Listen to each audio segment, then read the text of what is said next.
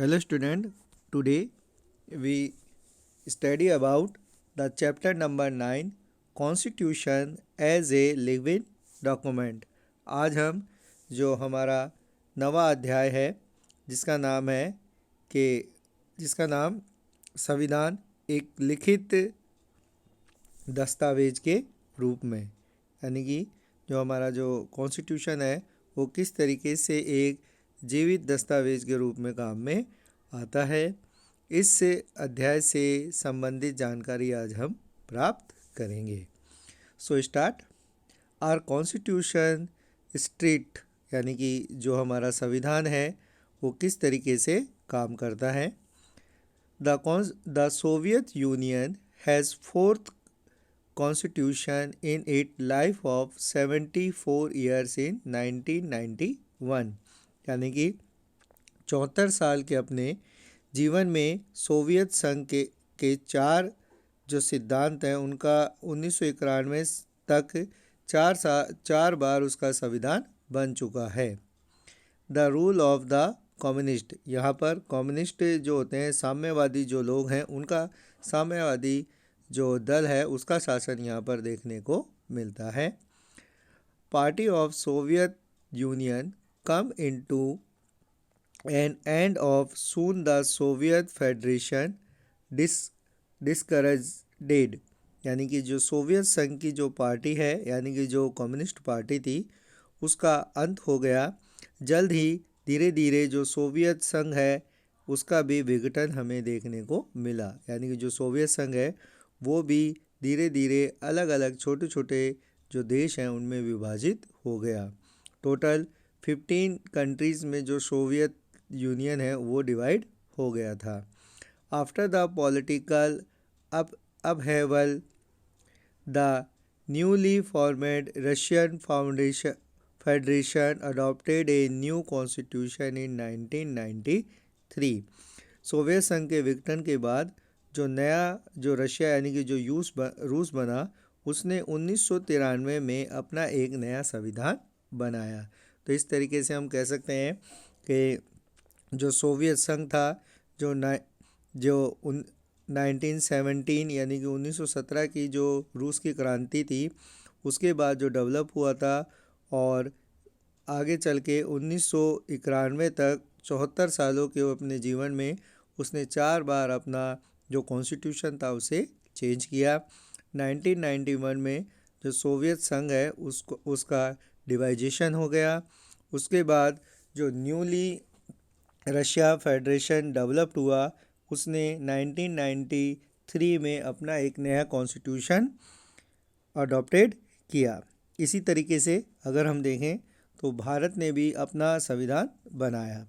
The constitution of India was adopted on 26 नवंबर 1949। जो constitution of India है यानी जो भारत का संविधान है वो अगर हम देखें तो 26 नवंबर 1949 को भारत ने अपने संविधान को अपनाया था। It implementation formality started for 26 जनवरी 1950। इसका क्रियान्वयन औपचारिक रूप से 26 जनवरी 1950 से शुरू हुआ था, यानी कि जो हमारा कॉन्स्टिट्यूशन है इंडिया का कॉन्स्टिट्यूशन वो 26 नवंबर 1949 को पूरी तरीके से बन गया था। बट उसका जो इम्प्लीमेंट है यानी कि उसका जो क्रियान्वयन है उसे लागू करने का काम 26 जनवरी 1950 यानी कि 26 जनवरी 1950 को किया गया। इसी दिन को हम रिपब्लिक डे भी सेलिब्रेट करते हैं। More than 55 years after that the some constitution countries to function as a framework within which the government of our country operated.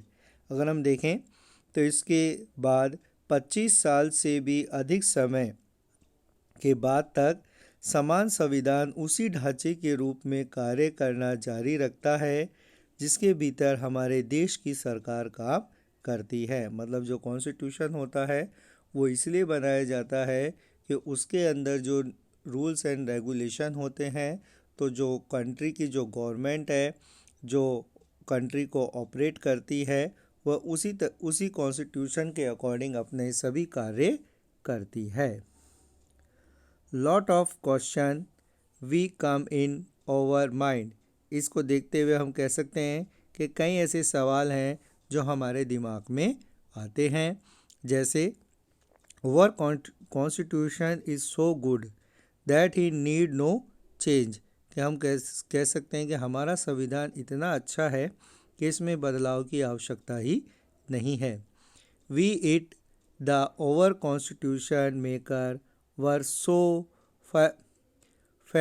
fascinated that why and wise that they the foreseen all the change of would take place in the future, या हम कह सकते हैं कि हमारे जो संविधान के निर्माता हैं वो इतने दूरदर्शी और बुद्धिमान थे कि उन्हें भविष्य में होने वाले सभी विषयों को, सभी परिवर्तनों को दूर कर दिया था।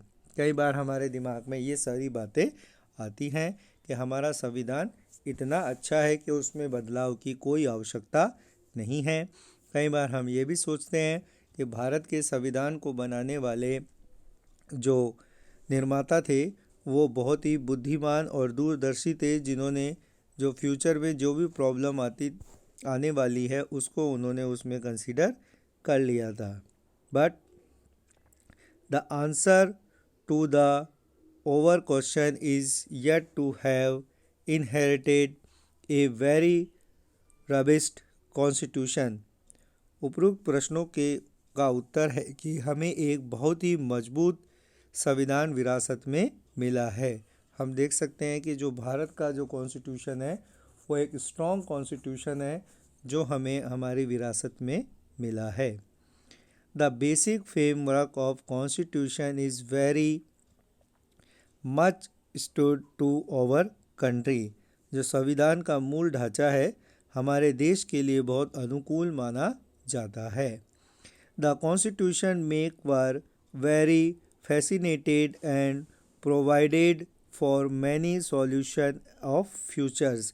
जो संविधान निर्माता हैं वो जिन्होंने भी भारत का संविधान का निर्माण किया है वो बहुत दूरदर्शी थे। दूरदर्शी का मतलब उन्होंने आगे तक की बात उस सोच कर ही भारत के संविधान का निर्माण किया था कि भविष्य में अगर कोई अगर परेशानियां आएंगी, किसी भी तरीके की कोई प्रॉब्लम आएगी तो उसका सॉल्यूशन किस तरीके से किया जाएगा। Situation yes over constitution provide the solution for many problems but can it provide for all.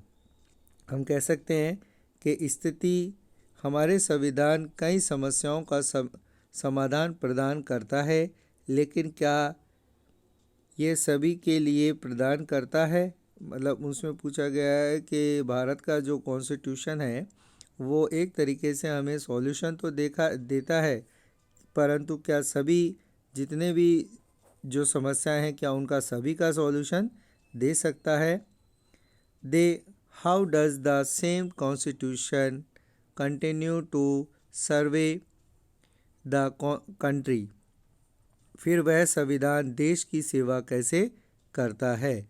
अगर कॉन्स्टिट्यूशन के अकॉर्डिंग अगर सभी समस्याओं का समाधान नहीं होता है तो जो संविधान है वो देश की सेवा कैसे करता है? तो इस प्रश्न का जो the answer of this question, इस क्वेश्चन का जो आंसर है वो इस प्रकार है।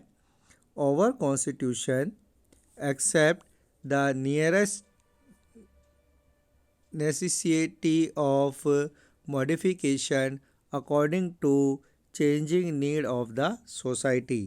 हमारा संविधान समाज की बदलती ज़रूरतों के अनुसार संशोधन की आवश्यकताओं को स्वीकार करता है कि किस तरीके से उसमें बदलाव किया जाए। जैसे जैसे जो परिस्थितियां बदलती हैं, जिस प्रकार की जो ज़रूरतें हैं उसमें जो बदलाव आता है तो उसी बदलाव के कारण जो भारत का संविधान है उसे भी मॉडिफिकेशन यानी कि उसमें भी बदलाव किया जा सकता है।